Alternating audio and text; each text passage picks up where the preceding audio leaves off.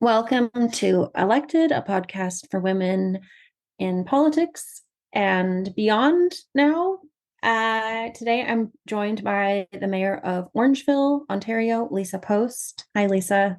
Hey, how are you, Sarah? Thanks for having me. Good. How are you? Excellent, excellent. We had the opportunity to meet, um, a month ago now? I guess so. Already a month over in Calgary. That was great for Time FCM. is going like so fast. You were in Calgary for the Federation of Canadian Municipalities conference. That is correct. Um, and despite the way some people might take that to mean, not primarily the audience that's listening to this podcast, but when I tried explaining it to some people who just like came into Madam Premier one day, they were like, "Oh, so politicians can just get together and have coffee." And I Not was like, quite. "No, not no. I mean, they will drink coffee, but like they do discuss significant issues." And come on. And I'm recording from home today, before I actually go to the store. And so I don't know if it picked it up, but that was my dog Lola barking, wanting to be let in. Perfect. So We that might end up with my be dog barking too, so that's okay. approximately 6 inches from me at all times. Mm. So yeah, FCM is actually a really big deal. It's a conference that happens, for anyone who doesn't know, in a different city every year across the country. And what are the kinds of things that you talked about Well, I this think the year biggest thing that that were I like like stood out to you? the thing that I like to tell people that FCM is all about is not only connecting with neighboring municipalities and municipalities in other provinces, but getting the opportunity to talk about policy changes that could impact the entire country, every municipality in the entire country. So we do get to also go to more provincially based conferences that are similar, but at FCM, I think the big thing that's really interesting is that regardless on whether you're talking to mayors in Alberta or Ontario or Saskatchewan or Manitoba or way out east or way up north, we're all having the same issues. We're all struggling the same way. It doesn't matter. It doesn't matter where we're from or how big our municipality is. Really, at the root of it, when you pull away all the extra stuff, we're all having the same issues. So, being able to work with an organization who's going to advocate to the federal government to make policy changes that are going to better the lives of residents across the country is a huge deal. So, some of the big items that we talked about this time were, of course, infrastructure funding. All of us are feeling it. You know, when we were in Calgary, we witnessed the probably most catastrophic water main break that the country's ever seen. And what good timing to talk about funding Yes. changes to the way that municipalities get money to fix major infrastructure pieces. We talked a lot about housing and homelessness and all those social issues that municipalities more and more are having to deal with, because it's right in front of us and we have no choice. Even though it's not our responsibility or our level of government, we're the ones who need to enact policies that impact it. Tell me why, for anyone who's like, why are municipalities taking on housing and homelessness as an issue? Like, why is that coming out of the municipal budget? Why are politicians paying attention to this issue? Like, why can you explain that? Because Like, nobody what? else is doing it. We can't Right. keep waiting, right? We can't keep waiting. So we've been advocating for long before my time for, more social housing, for better homelessness programs, for better mental health and addictions programs, for all of those things. Municipal officials, long before I was ever around, have been advocating for better funding, better policies, better all of those things from both the federal government and the provincial government. And we can't keep waiting. The issues are on our town hall doorsteps. The issues are in our parks. The issues are on our streets. They're in our libraries. They're everywhere. And we can't just ignore them and hope that somebody else is going to take care of it, because time has proven that that's not what's happening. So we have no choice but to act and find funding or find policies that are going to help. And you're in Ontario, so what is it that the Doug Ford PC government and the federal government are telling the federal Liberal government are telling municipalities in Ontario as to why they aren't stepping up to the plate on this issue and just leaving it at your doorstep? Well, not much, really. I mean, when I've done some advocacy at the provincial level specifically about the need for additional funds. I live in a small urban municipality and I'm surrounded by rural farming municipalities. So we don't have a giant urban center. I'm the biggest urban center within my county at 31,000 people. So we're in a bit of a unique situation. We're about an hour north of Toronto. And we often get overlooked because a lot of the money is going into big city urban centers for homelessness funding, homelessness prevention money, social housing, those kinds of things. But the reality is people are moving out of the GTA and moving into smaller rural municipalities to try and access the funding because the wait is so long in urban centers. So we don't have the problem is growing without the services that we need to do it. So, advocating for additional funding, and I'm being told by the province, well, we already upped your funding. And I'm like, yeah, but it's not enough. Like, you're giving me $1.6 million and expecting me to build social housing out of it and address homelessness prevention issues. It's just not cutting it. It's not enough money. We don't have enough funds to do the services that we need. So we're being told that it's being handled, and it's just not. The policy direction isn't going the right way.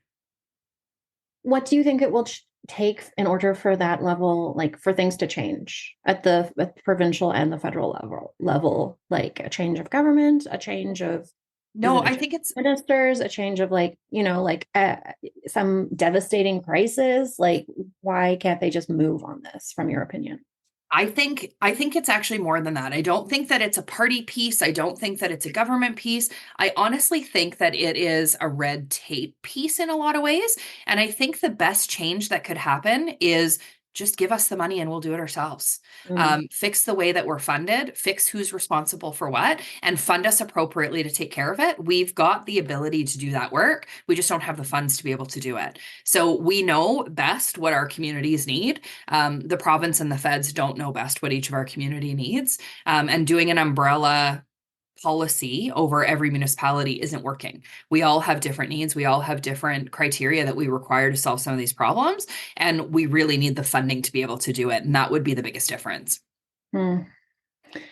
I mean, it's a lot. I mean, there's also, I think there was something that was really important that was being discussed at FCM, which isn't, it doesn't have the necessarily the profile of housing and a lot of the other like infrastructure issues, but that was around um like harassment Mm-hmm. of and marginalized people in politics. Mm-hmm. What and some there was a motion that was brought forward. Can you tell me about that? So I think that one of the things that's a bit of a struggle in all levels of government, but municipal politics especially, is the harassment of local officials by their own councils, by people in the community. Social media is a bit of a cesspool these days of negativity, and it's really hard to get positive messaging across. And I'm going to say that it's going to be harder and harder and harder to get women and marginalized groups to step up and want to run for municipal politics. It's not the best paying job ever. Those of us who are here are doing it because of the love of our communities and wanting to make a positive difference. But when that gets outweighed with some of the, especially, to the racialized women counterparts that I have, I mean, I've read some of the really horrible things that have been said about them online, and I don't know why you'd want to step up. You've got families and friends and people who, you don't want your kids reading that nonsense about you on social media. You don't want to, you shouldn't have to have thick skin to get through this job. And it's really important that that piece gets dealt with so that we do continue to have great people stepping up to the plate to really impact policy change. Yeah, it's definitely I think it's only going to become more of an issue. And yeah, how do you not only attract new people, but women and people of color to politics, understanding, the dynamics of a very complicated online world, as well as not only online, because let's not just pretend Hmm. that it's something that like the bad place only exists on the internet, because the No. bad place exists also like in person to person conversations. In council chambers, it's happening, right? I mean, it's happening in what should be our safe space. And Yeah. yeah, And it seems like a lot of people have forgotten like just how to be decent about things. civility, right? Just basic human decency and civility is what needs to happen. Yeah. Do you ever have people come up to you in public who don't engage with that level of civility? Yes, I do. I have some.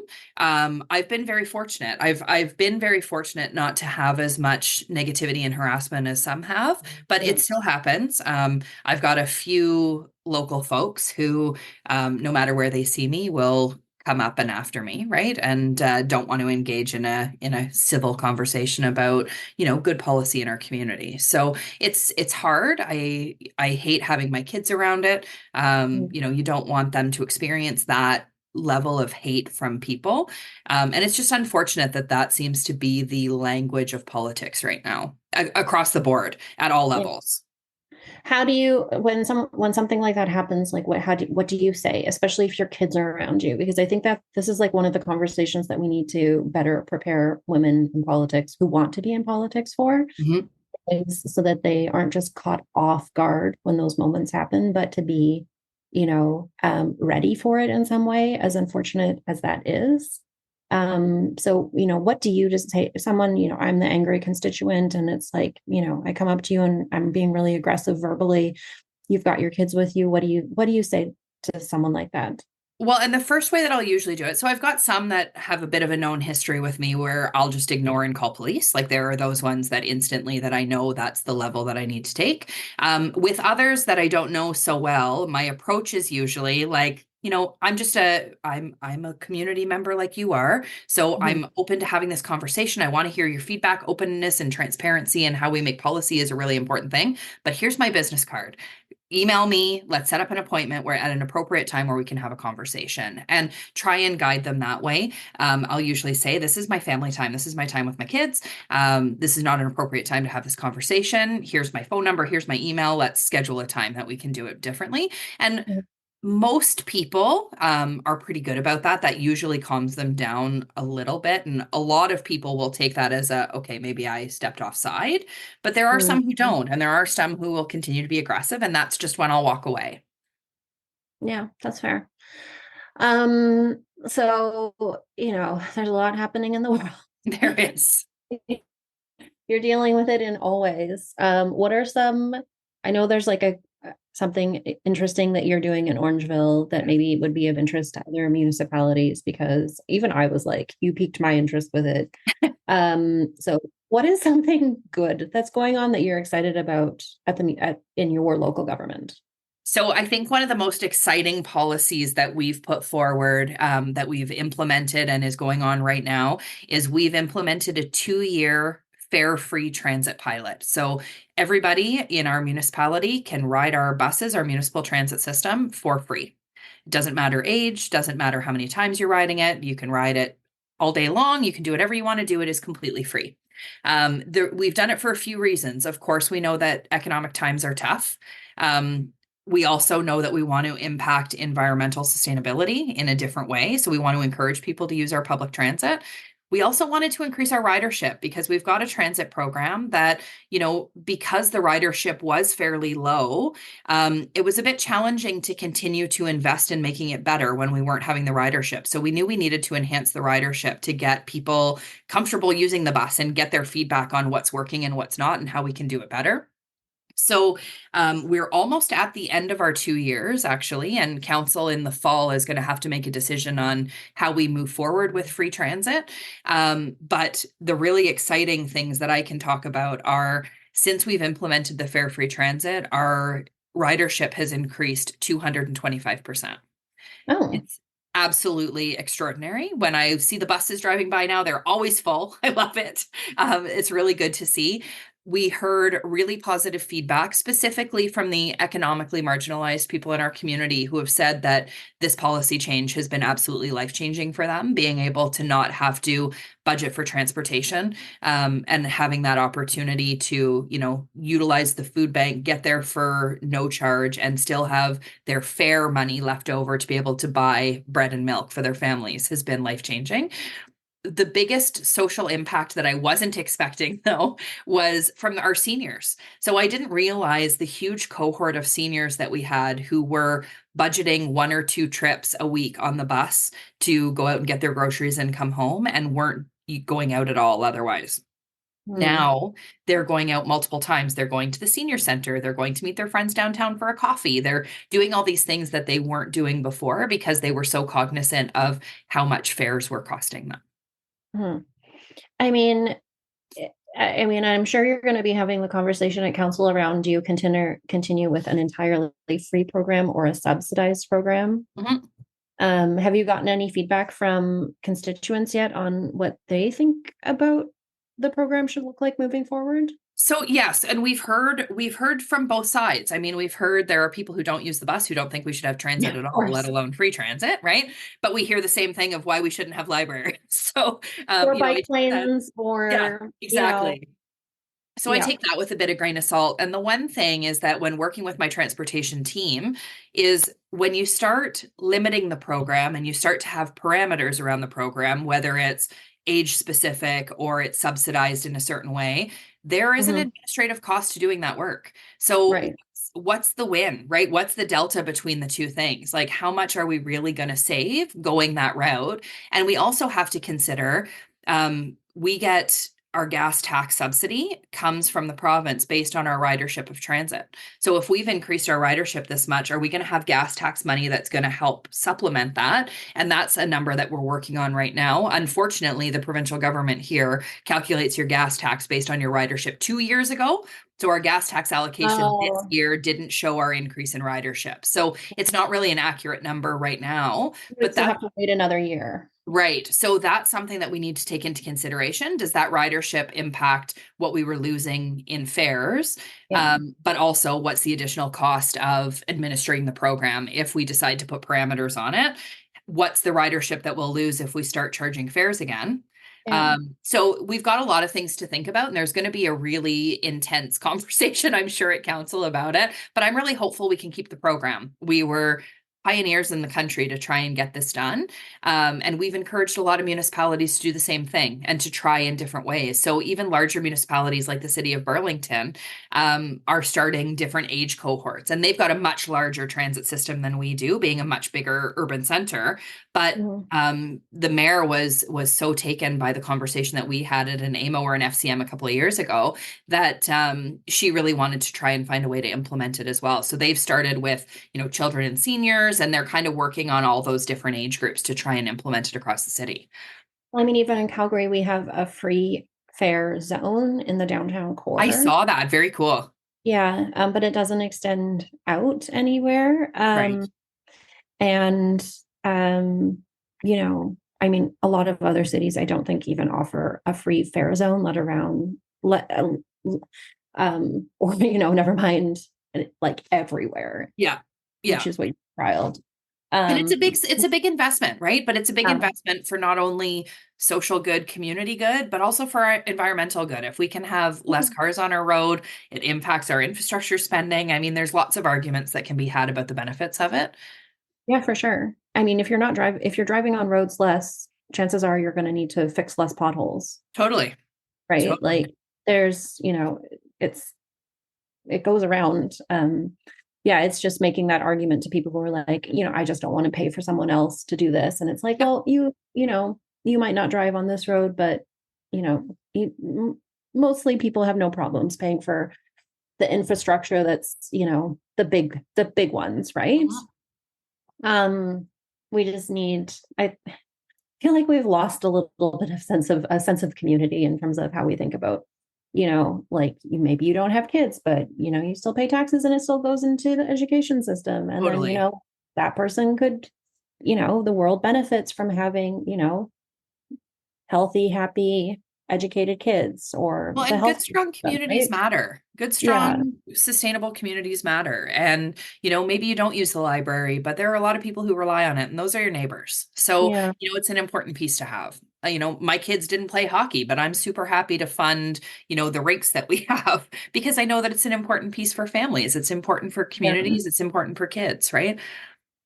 Maybe we need like a national kind of Mr. or maybe even a Mrs. Rogers type campaign where we talk about, the importance of being neighborly. Mhm.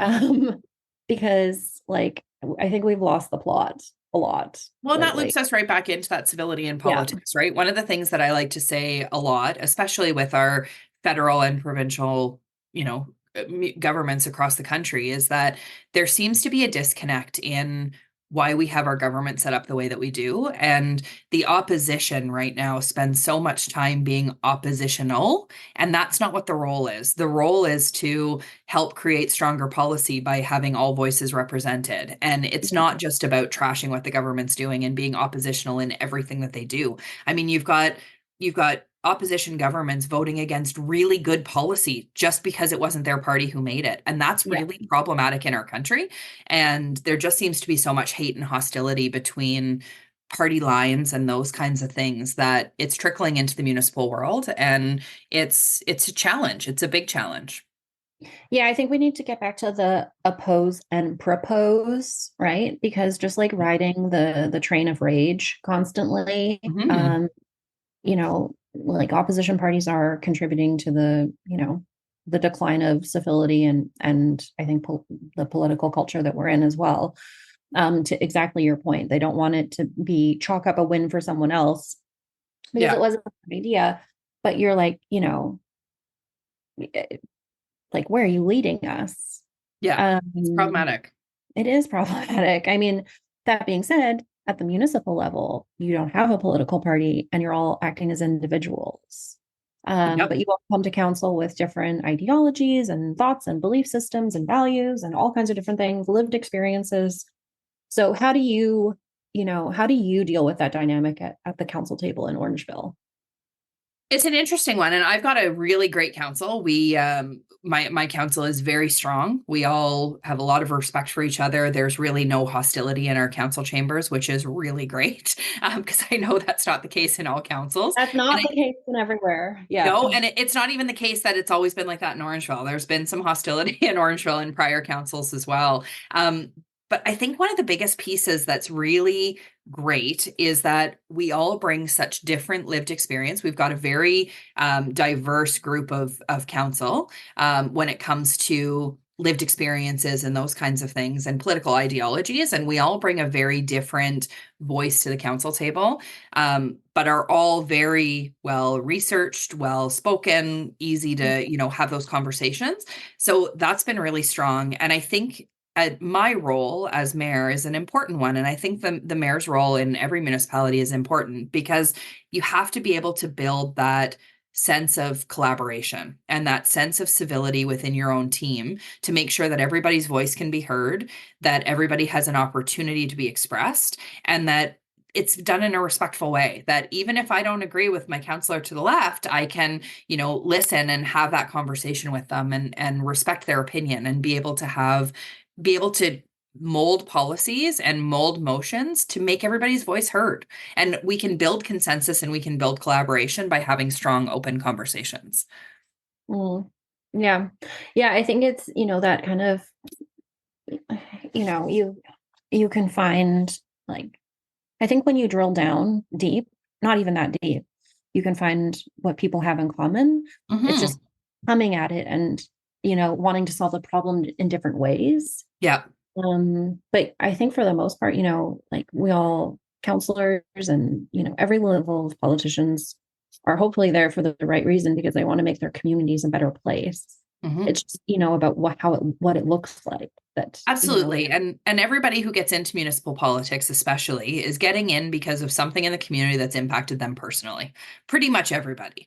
Whether it's that you want to fight for neighborhood road safety in your area, or you've had a bad experience with dealing with town hall and maneuvering through systems, or it's, that you want to make sure that your community center is better or that there's opportunities for your kids. It's usually because of something personal that's happened to you within your municipality, and being able to allow counselors to talk about those issues that brought them to the table is important because sometimes those things can get pushed aside for other things that have to happen. And, I try to meet with my council fairly regularly, individually, to make sure that their needs are being met, that they're able to talk about the things that they want to, that there's nothing that I can support them in when it comes to creating a motion or moving forward a policy or helping them do research or, using one of my many phone friends that I've met at FCM or at AMO to get some ideas on how to move a good policy forward. Yeah. Um, which leads me to ask, like, was there a local issue that, where you were like, because you were on council before you ran for mayor? Yep. What was, if there was one, what brought you to the table? What made you run for the first time? It was that I started to see that things weren't progressing in a way that I thought was positive. So I really wanted, I've lived in my community well, I'm fourth or fifth generation in my area, right? So I wanted my kids to be able to call this place home as well, and to be able to raise their kids here. And it was starting to get feeling like it wasn't that community that I was raised in. And I really wanted to be able to bring that sense of community back. And be able to move forward policies that were going to make it affordable and sustainable for my kids to grow up here. And I had no experience in it. I just thought that I had a pretty reasonable voice and that maybe I could bring a different opinion to the table. And that encouraged me to run for the first time in 2014. I was unsuccessful in my first run for councillor. And what I did after that loss was I started attending every single council meeting and I started a blog. And I wrote the blog about what was happening in council and made it 1,500 words after every council meeting that were really easily digestible. Because when I knocked on doors, the biggest thing I heard was, I don't vote because I don't care. Like, I don't work in this community. I'm gone all the time. It's a bedroom community. I just sleep here. I really don't care what happens. And I really wanted people to connect with what was happening and to understand how deeply municipal politics impacts them. So I wrote these short blogs that they could read on their lunch break really quickly and that were easily digestible with no legal nonsense in them. And I Mhm. always made sure to give my opinion in them. This vote happened. And if I was there, this is how I would have voted because blah, blah, blah. So people got to see who I was a little bit in my writing, but also got to connect with municipal politics and what was happening. And I really flagged some of the scary stuff that was going on during that term. It was a pretty contentious term, which made for good blog writing. But then I ran in 2018 successfully because people knew who I was. They started to know how I would vote because I was very honest in saying, if I was sitting at the table, this is how I would have voted in this issue. I Um, love this. it was pretty cool. And by the time I was elected in 2018, I was much more prepared because I understood municipal budgeting that I didn't understand the first time that I ran. I understood council procedures because I sat through every council Yes, meeting. you did. You sat through all the meetings. I sat through all of them, and there were some really long, scary meetings during that term. But it really got me connected with what was going on and how different departments worked and what they did. So by the time I was elected in 2018, I felt like I had a lot more experience and was kind of ready to go. I understood it was a less of a learning curve, I think, when I got elected then. Yeah, And I served my one term on council and then decided to run for mayor in 2022. that's so interesting. I love that way of the using blogging to like build that name recognition and also like to educate yourself about um governance and procedures And people at looked council. forward to That's it. I didn't know that it was going to be that well read, so but needed. after a council I meeting, believe it. people were like waiting for it because they wanted to hear my take on what was happening. And the council of the day didn't love that I did it because I called out all their nonsense and I called out some of their BS and some of their immaturities and things that they were doing. And I'm like, guys, this are tax dollars that we're spending for, Yeah. this hatred towards each other that was happening. And it was pretty cool to be able to call it out and get people to actually pay attention to what was happening. So it got people connected. Here's a question for you. In your, one day when in your post-political life, do you think you would pick up the blog again? Absolutely. I loved doing Really? it. Yeah, I loved doing it. It would probably Okay. look a little different, but I would definitely do something again to again ensure people are connected, ensure people are paying attention to what's happening. Huh. Is the blog dormant or like what Yes. it is? Yeah. Okay. Yeah. Yeah. Yeah. I shut Interesting. it down once I was elected and kind of walked away from it, but Huh. That's a yeah. really fascinating. Maybe I definitely could see someone being inspired to do that because I mean, blogging is, um, you know, podcasts now and like social Hmm. media, but blogs still serve, in my opinion, a really important like purpose. Um, Absolutely. so I could see Absolutely. someone, you know, taking that idea and running with it in their own community. And again, I tried to make them really short. Like I wanted people to be Yeah, able that's to be able to key. read them on a quick coffee break, right? That they Yeah. could get on and it was really easily digestible. You don't have to commit all this time to listening to, a half hour or Yeah, the uh, Coles Notes version of council. totally. Yep. Yeah. And Huh. sometimes I'd have to do a part two if it was a really crazy council, but I would break it up into two parts so that it was, again, still remain that easily digestible piece of news. Why, just out of curiosity, like what was the name of your blog? Because your name, like you could do so many plays on your name, like, I know it's In My Humble Opinions was what it was called. oh, okay. Yeah. In My Humble Um, Opinions. okay. Well, I really hope that this conversation has inspired someone to, like, if they're thinking about running, to maybe just, to apply this to their own um way of considering a run. And even if you're unsuccessful the first time, to think about how you can, what you can do to, get people's attention. I think And the worst also, thing people can do is take a loss as a loss and walk away. yeah. Because in 4 years, so much happens in a 4 year term on council that if you don't pay attention after you've lost and you just call that defeat and walk away, you've Mhm. missed out on a ton of learning opportunities in those 4 years that could really help your next campaign, and could help you be a better counselor, MP, MPP, mayor, whatever it is. And if you walk away after that loss, you've missed that opportunity. Well, yeah, because you are building the name recognition, but also your, the whatever happens during those 4 years is, potentially your motivation and what you would be running on again, Absolutely. right? Yeah. Absolutely. Amazing. Well, I really want to thank you for the chat today, Lisa. And Oh, I you love too. meeting you in person when you were in Calgary. And I wish you all the best with your consultations and the discussion that you're going to have about, free fares. I will definitely be watching to see what happens. Thank you so much. Will I see you at AMO in August? No, you will not. Oh, come Um, on. Come on out not to this Ontario. Not this August. I actually just after you left Calgary, I'm actually going to be having surgery at the start of August. Um, Mm, so that will push me back a little bit in terms of what I'm able to do, but I am really hoping the seed has been planted to come to FCM in Ottawa next year. excellent. Hopefully we see you there. Yeah. It's on I'm long-term vision for at least 1 year. Perfect. Perfect. Well, thanks Thanks. so much, Sarah. I really appreciate your time and I wish you all the best with everything. Yeah, thank you.